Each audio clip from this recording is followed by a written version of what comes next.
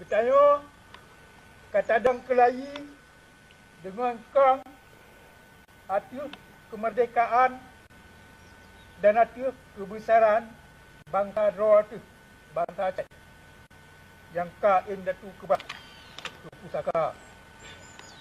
di dalam dan di luar nanggro pan atau rung doya. Puyo yang jit bertanya kalan dan yang jit bertanya dengar bunganya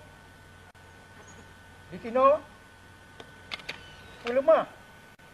bahawa surat pernyataan Aceh Merdeka yang ka ulun teken bakput Desember tahun 1976 saya belah tahun yang kau ikut kan sia-sia kan haba mandang tetapi kajit kubur kalah hati urung doya di Nanggau Aceh selama maka